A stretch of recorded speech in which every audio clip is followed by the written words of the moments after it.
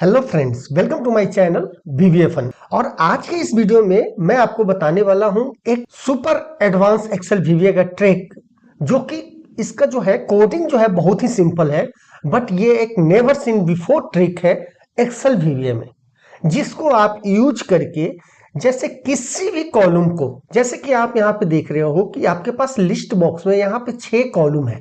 Asset ID है, asset class है, asset category है, मॉडल नंबर है, परचेज डेट है एंड एसेट कॉस्ट है। और किसी भी कॉलम से सर्च कर सकते हैं सिंपल एक टेक्स्ट बॉक्स में। जैसे सपोज दैट मान लो कि आपको एसेट क्लास के अकॉर्डिंग आपको सर्च करना है कि फर्नीचर इसमें कितने हैं। तो फिक्चर आप जैसे ही डालोगे, फिक्चर या फर्नीचर कुछ भी डालो आप, सपोज दैट मान लो आपने यहाँ पे डाल दिया फर्नीचर। जैसे ही आपने यहाँ पे फर्नीचर डाला तो आप देखेंगे केवल यहाँ पे जो है फर्नीचर आया है। जितने भी है फर्नीचर से रिलेटेड सारे डाटा यहाँ पे शो हो गए हैं।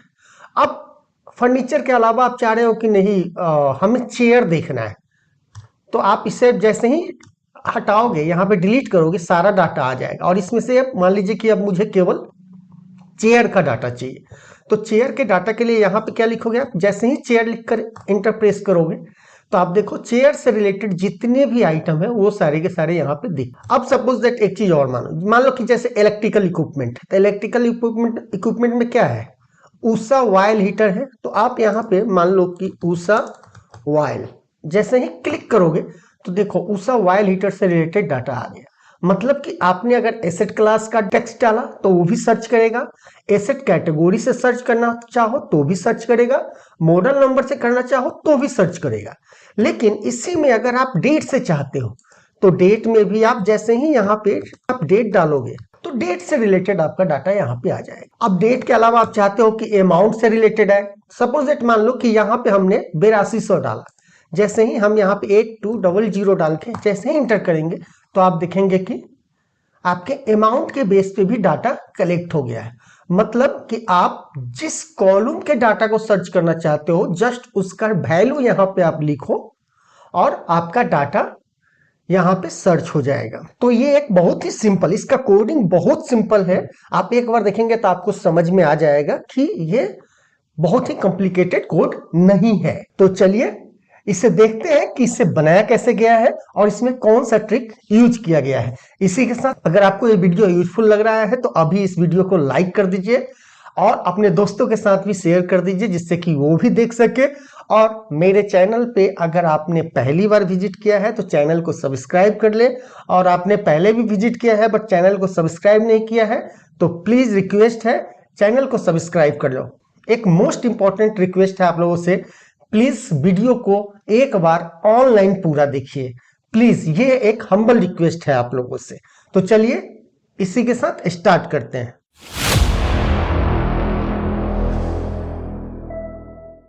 चलो तो आप क्या करो, सिंपल पहले तो एक यूजर फॉर्म ले लो, क्योंकि मैं कोई एप्लीकेशन अभी नहीं बना रहा हूं, जस्ट मैं आपको एक ट्रिक बता रहा हूं।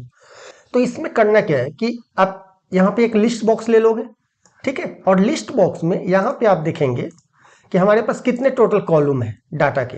तो 1 2 3 4 5 6 कॉलम है। तो हम लिस्ट बॉक्स का कॉलम काउंट जो है वो 6 कर देंगे और कॉलम हेड इसका फॉल्स रखेंगे, क्योंकि इसमें जो डाटा हम ऐड करेंगे वो डायरेक्टली लूप के थ्रू ऐड करें। और यहाँ पे इसका नाम लिस्ट बॉक्स 1 ही रहेगा और एक टेक्स्ट बॉक्स लेंगे जिसका नाम रहेगा टेक्स्ट बॉक्स 1, जो भी आप रख सकते हो, बट मैं जस्ट बता रहा हूं कि कोडिंग के समय आपको आइडिया रहे कि मैं क्या लिख रहा हूं। अब हमें क्या करना है, इस पे डबल क्लिक करना है और इसमें आफ्टर अपडेट पे जाना है। चेंज पे हम नहीं जाएंगे, हम आफ्टर अपडेट पे करेंगे कि जब एक बार डाटा हम लिख दें तब जाके कोड रन करें। अब सबसे पहले क्या करना है, मुझे लिस्ट बॉक्स का जो कॉलम हेडर है वो बनाना है। तो कॉलम हेडर के लिए हम क्या करेंगे, with me dot list box 1 और यहाँ पे इसको क्लोज कर दीजिए और यहाँ पे करेंगे for col head equal to 1 to 6 next col head, यानी कॉलम हेड मुझे ऐड करना है। तो सबसे पहले हम क्या करेंगे, ऐड आइटम डॉट लिस्ट, और लिस्ट में क्या बोल रहा है कि हमें सबसे पहले रो नंबर देना होगा। डॉट लिस्ट रो का लिस्ट बॉक्स का रो नंबर, तो लिस्ट बॉक्स का रो नंबर कहां से स्टार्ट होता है, 0 से स्टार्ट होता है और कॉलम भी 0 से स्टार्ट होता है। तो हम यहाँ पे क्या करेंगे, रो नंबर हमारा क्या हो जाएगा 0 और कॉलम नंबर क्या हो जाएगा, तो कॉल हेड हो जाएगा। लेकिन कॉल हेड की वैल्यू यहाँ पे कितनी है, इस कॉल हेड की वैल्यू जब पहली बार लूप चलेगा तो क्या होगा, 1 होगा। तो यहाँ पे हम क्या करेंगे, -1, क्योंकि 0 चाहिए। लिस्ट बॉक्स में जो कॉलम हेडर है वो कहाँ से स्टार्ट होता है, 0 से। इक्वल टू यहाँ पे क्या करेंगे, sheet1 डॉट सेल, और रो नंबर कौन सा होगा हमारा, 1 होगा, क्योंकि यहाँ पे हेडर इसका क्या है, 1 नंबर रो में है। और कॉलम नंबर कितना है, तो कॉलम हेड, और कॉलम हेड इसका क्या रहेगा, सीधा कॉलम हेड, क्योंकि सीट में जो से कॉलम नंबर स्टार्ट होता है वो कहाँ से स्टार्ट होता है, 1 से। ओके, अब मान लीजिए आप इसको रन करो, यहाँ पे आप कुछ भी लिख के थोड़ा सा अपडेट करो, तो यहाँ पे ऐसे टाइप ये कॉलम हेडर आ गया, राइट। अब कॉलम हेडर आने के बाद अब हमें क्या करना है, हमें करना है कि ये लिस्ट इन विथ को चलिए अंत तक लेकर चलते हैं, क्योंकि लिस्ट के बीच में ही कोड लिखना है। ये हम लिख देते हैं यहाँ पे ऐड कॉलम हेडर। अब हम यहाँ पे करेंगे कि हमें फाइंड क्या करना है, राइट। तो हम यहाँ पे करेंगे find value equal to, find value कहाँ से करना है, जो टेक्स्ट बॉक्स 1 हमने डाला था उसकी वैल्यू को फाइंड करना है। तो हम यहाँ पे क्या करेंगे, strict and me dot text box 1 and strict, यहाँ पे हम वाइल्ड कार्ड का यूज करेंगे। अब इसमें क्या होगा कि जब भी हम टेक्स्ट बॉक्स में कुछ चीज लिखेंगे तो टेक्स्ट बॉक्स की वैल्यू से पहले स्टिक डॉट स्टिक आएगा। स्टिक डॉट स्टिक क्यों लाना है, मुझे आपको आइडिया होगा कि स्टिक डॉट स्टिक का मतलब है कि जैसे मैंने आपको डेमो में बताया है कि जब हम फिक्चर एंड फर्नीचर को सर्च कर रहे थे, यहाँ पे जब ये फिक्चर एंड फर्नीचर को सर्च कर रहे थे तो हम केवल फर्नीचर लिख रहे थे। तो स्टिक देने का मतलब है, इससे बड़ा कर दूं, फर्नीचर देने से मतलब है कि इसके पहले या इसके बाद कुछ भी रहे हमें कोई दिक्कत नहीं है, बस केवल जो हम वर्ड लिख रहे हैं वो जरूर होना चाहिए। तो उसके बेस पे ये सर्च करेगा। उसके बाद हम यहाँ पे करेंगे फॉर, अब क्या है, मुझे डाटा ऐड करना है। कहाँ से डाटा ऐड करना है, तो डाटा मुझे अब सीट से ऐड करना है। तो सबसे पहले हम निकालेंगे last row equal to sheet1 dot range A and rows dot count dot index dot row, और यहाँ पे एक लूप चलाएंगे, sheet row equal to 2 to last row next sheet row. अब 2 से क्यों कर रहे हैं, क्योंकि डाटा इसमें कहाँ से स्टार्ट हो रहा है, 2 नंबर से ही, राइट। अब यहाँ पे हम करेंगे रो, मान लीजिए कि आपने एक लाइन वाला डाटा ऐड कर दिया, तो कॉलम भी ऐड करना होगा लिस्ट बॉक्स में। तो फिर कॉलम के लिए क्या करेंगे, for list row list column equal to, आप क्या करेंगे 1 to 6, जैसे आपने कॉलम हेडर किया था, ठीक है। तो लिस्ट कॉलम 1 to 6 हो जाएगा। लेकिन यहाँ पे देखिए एसएच रो तो मुझे पता चल गया, कॉलम रो, ये सीट का रो पता चल गया कि ये सीट के रो का लूप चलेगा 1 2 3 4 5 6 7, राइट। और ये हमारा कॉलम भी पता चल गया, तो कॉलम हम इस सीट का भी उसी वेरिएबल से यूज कर लेंगे, और लिस्ट बॉक्स का जो कॉलम है उसको भी इसी वेरिएबल से यूज कर लेंगे। लेकिन लिस्ट बॉक्स में जो रो नंबर है उसको हम कहां से यूज करेंगे, हम यहां से यूज नहीं कर सकते हैं एसएच रो से। इससे क्यों नहीं यूज कर सकते हैं, ये भी था, इसको भी यूज कर सकते थे, तो इसको हम इसलिए यूज नहीं कर सकते। अब मान लीजिए कि अगर हमने projector and office equipment search किया, सपोज दैट, मान लो, तो ये लूप चलेगा कहां तक, 2 3 4 5 6 7 8 9 10, 10वां लूप चलेगा, तब जाके लिस्ट बॉक्स में डाटा आपका ऐड होगा। ध्यान दीजिएगा क्या मैंने कहा, एक बार और समझिए। अगर ये लूप जो चल रहा है तो लूप सीट का चल रहा है, तो यहां से चलेगा 1 2 3 4 5 6 7 8 9 10, और ये 10 नंबर जब मिलेगा तब ये लिस्ट बॉक्स में ऐड करेगा। तो एसएच रो की वैल्यू क्या रहेगी, इस सीट रो की वैल्यू क्या रहेगी, 10 रहेगी, और आपके लिस्ट बॉक्स में कोई डाटा उससे पहले ऐड नहीं है, तो 10वां नंबर रो डायरेक्ट तो नहीं होगा ना। इसीलिए हमें क्या करना होगा, एक सबसे पहले लिस्ट रो इक्वल टू 0 कर देना होगा, एक वेरिएबल हमें ले लेना होगा, और यहां पे हम क्या लिखेंगे, dot add item dot list, और लिस्ट में हमारा रो नंबर कितना हो जाएगा, तो रो नंबर जो हमने अभी लिस्ट रो लिया है ये हो जाएगा लिस्ट रो, कॉमा कॉलम क्या हो जाएगा, तो कॉलम हमारा यहाँ पे है लिस्ट कॉलम, तो हम यहाँ पे लिस्ट कॉलम -1 कर देंगे, इक्वल टू यहाँ पे करेंगे sheet1 डॉट सेल, रो नंबर हमारा क्या हो जाएगा, तो ये एसएच रो, जो भी रो मिलेगा, जिस रो में मिलेगा उसका रो नंबर हो जाएगा, तो यहाँ पे डाल देंगे एसएच रो, कॉमा कॉलम कौन सा होगा, तो लिस्ट कॉलम, तो यहाँ पे करेंगे लिस्ट कॉलम, और यहाँ पे -1 हम नहीं करेंगे, क्यों, क्योंकि ये सीट का है, तो इसमें -1 की जरूरत नहीं है, इसमें जरूरत था, हमने कर दिया है, राइट। उसके बाद जब ये पूरा लूप चल जाए उसके बाद क्या हो, लिस्ट रो की वैल्यू बढ़नी चाहिए। मान लीजिए कि आपके लिस्ट बॉक्स में डाटा ऐड हो गया, पहला डाटा, तो दूसरे ऐड के लिए दूसरा लिस्ट रो हमें चाहिए, लिस्ट रो का वैल्यू चाहिए ना मुझे दूसरा। तो यहाँ पे हम करेंगे list row equal to list row plus 1, right. अब एक काम करते हैं, इसको एक बार सर्च करते हैं। अब जैसे ही आपने यहाँ पे डाला, अभी यहाँ पे मैंने डाल दिया, मान लीजिए कि पिक्चर डाल देता हूँ, तो देखिए यहाँ पे क्या हुआ, सारा डाटा आ गया, कोई डाटा फिल्टर नहीं किया है, लगभग लगभग सारे के सारे डाटा ले आए हैं यहाँ पे। ये क्यों ले आया है, क्योंकि यहाँ पे आप देखोगे हमने कंडीशन नहीं दिया है, यहाँ पे कंडीशन देना होगा ना कि वो मैच करे तभी। तो मैच के लिए कंडीशन यहाँ पे कौन सा आएगा, बट अब ध्यान दीजिएगा, ये बड़ा ही इंपॉर्टेंट स्टेप है आपको डाटा को ऐड करने के लिए। तो हम यहाँ करेंगे फाइंड रो, मतलब जो हम टेक्स्ट बॉक्स में जो डाटा लिख रहे हैं वो इस पूरे रो में फाइंड करेगा, ठीक है। तो फाइंड कैसे करेगा, तो फाइंड रो इक्वल टू यहाँ पे करेंगे application dot worksheet function dot count if, count if करेंगे, और किस में करना है मुझे, तो करना है शीट 1 डॉट रो, रो में मुझे इंटायर रो में बेसिकली क्या करना है, फाइंड करना है। तो इंटायर रो, और कौन से इंटायर रो में फाइंड करना है, तो एसएच रो में। बेसिकली क्या करना है, आप यहाँ पे मैं आपको फॉर्मूला बताता हूँ। सपोज दैट मान लीजिए कि मैंने यहाँ पे लिख दिया काउंट इफ, और काउंट इफ हमको रेंज कौन सा है, तो रेंज हम ये ले लेंगे पहला रो, राइट। उसके बाद इसमें मुझे सर्च क्या करना है, मान लीजिए कि फर्नीचर मुझे सर्च करना है, तो हम यहाँ पे कर देंगे स्टिक एंड फर्नीचर, चाहे यहाँ पे कर देते हैं फर्नीचर, और यहाँ पे हाँ फर्नीचर स्ट्रिक, राइट। ये हम सर्च करना चाहते हैं। अगर ये क्या है, इसमें अगर फर्नीचर है तो ये क्या हो गया, 1 हो गया, राइट।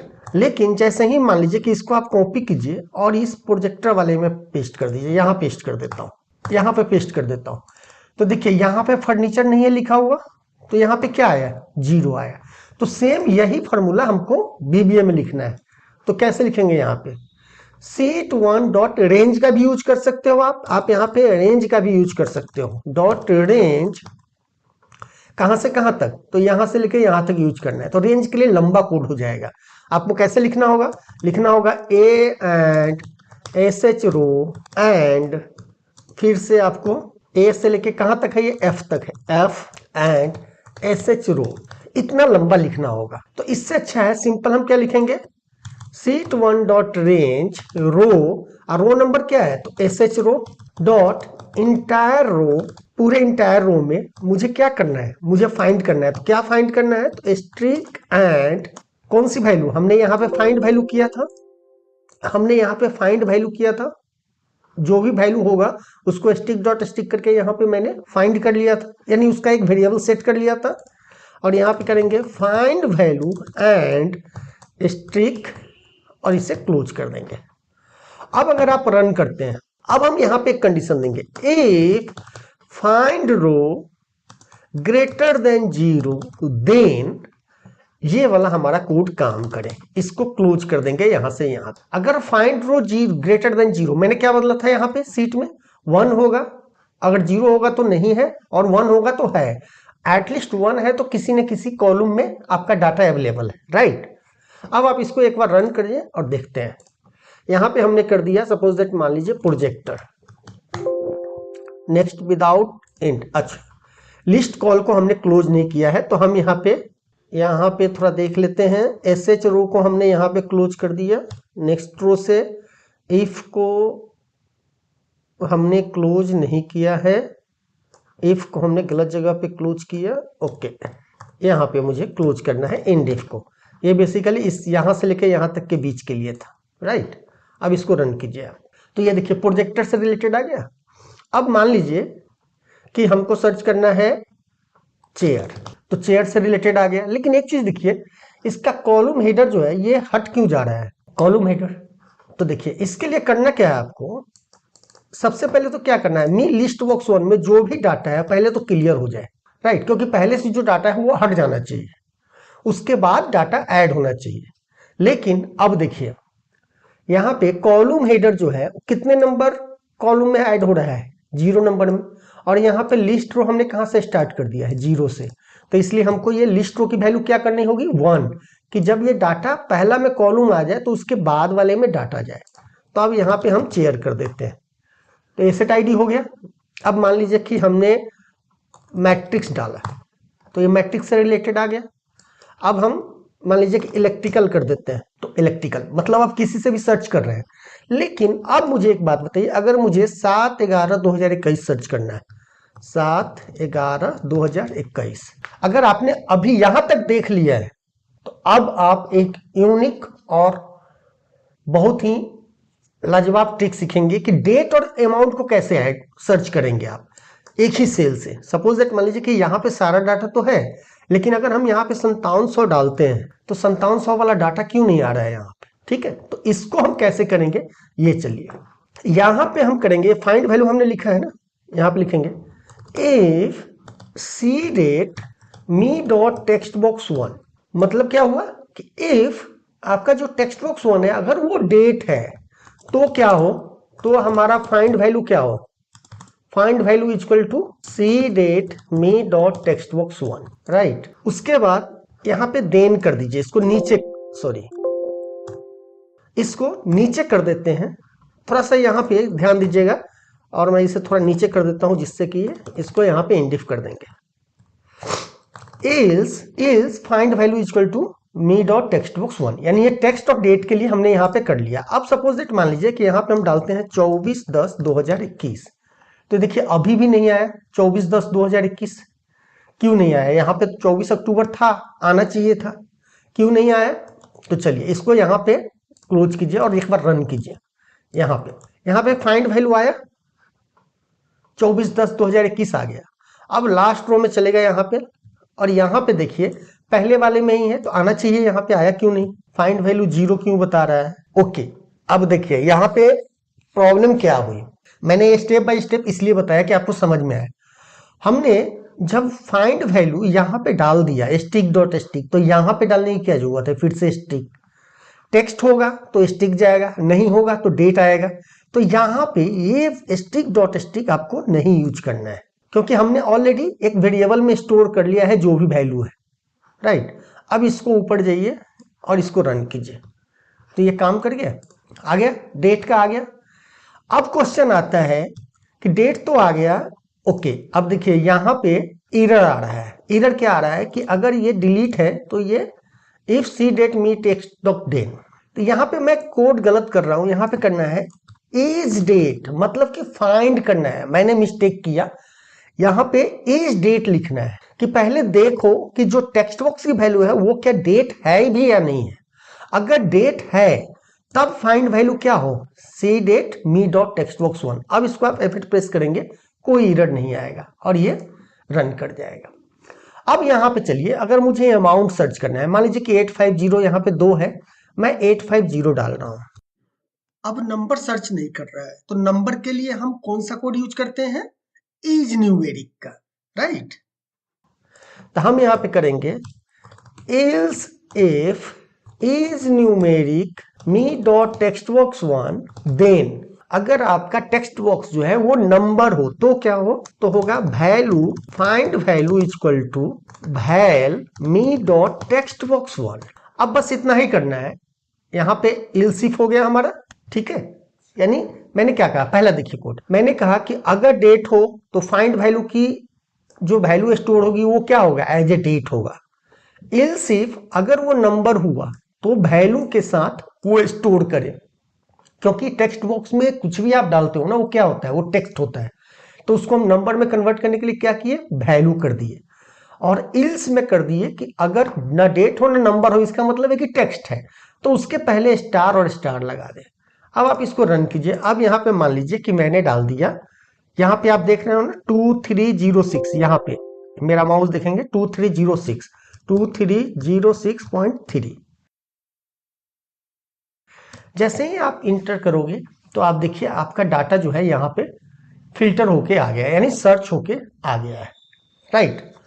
ओके, तो आई होप आपको यहां तक समझ में आ गया होगा। ये एक बहुत ही सिंपल कोडिंग था, जैसे कि आप यहाँ पे देखो कितना ज्यादा कोडिंग था, बहुत ही सिंपल कोडिंग है, मात्र कितने लाइन का, अगर हम पूरा का पूरा भी देखें तो 27 लाइन का कोड है ये, और बहुत ही सिंपल तरीके से मैंने बताया है। फाइन। अब चलिए, आप चाहते हो कि जब हम यूजर फॉर्म इनिशियलाइज कर रहे हैं तो यहाँ पे डाटा नहीं आ रहा है, तो डाटा आना चाहिए। तो क्या करना है आपको, यूजर फॉर्म इनिशियलाइज में जाना है और इस कोड को कॉपी करना है और यहाँ पे क्या करना है, पेस्ट कर देना है। ठीक है, ये क्लियर यहाँ से हटा दीजिए। राइट, ये सब भी आप हटा सकते हो, ये भी हटा सकते हो, इसकी भी जरूरत नहीं है, ये सब की जरूरत नहीं है। बस केवल क्या करना है, 1 से लेकर लास्ट रो तक आप लूप चला लो। ये कंडीशन यहाँ से हटा दो, कंडीशन की जरूरत नहीं है, ये कंडीशन की जरूरत नहीं है। लिस्ट रो की भी अब जरूरत नहीं है, क्योंकि यहाँ पे कोई कंडीशन नहीं है, तो हम इसके रो नंबर को भी यहाँ पे यूज कर सकते हैं। क्या है, यहाँ पे रो यूज कर सकते हैं, sh रो -1। ठीक है, अब आप जैसे ही रन करोगे तो इनिशियलाइज जब करोगे, यहाँ पे कर दीजिए मी डॉट लिस्ट बॉक्स 1 और यहाँ पे कर दीजिए मी डॉट लिस्ट बॉक्स 1। अब आप इसको रन करोगे, आपका डाटा अभी भी इंट विथ आ रहा है, इसको हटा दीजिए और इसको रन कर दीजिए। हो गया, डाटा आपका यहाँ पे आ गया। अब आपको सर्च करना है तो यहाँ पे सर्च कर लीजिए। मान लीजिए कि मैंने यहाँ पे मैट्रिक्स डाला, तो लो मैट्रिक्स से रिलेटेड डाटा आ गया। ओके, तो आई होप आपको ये वीडियो पसंद आया होगा। अगर वीडियो पसंद आए तो प्लीज इसे लाइक, शेयर, और अगर आपका कोई फीडबैक हो तो प्लीज कमेंट बॉक्स में डालिए। तो चलिए मिलते हैं फिर नेक्स्ट वीडियो में। इसी के साथ धन्यवाद।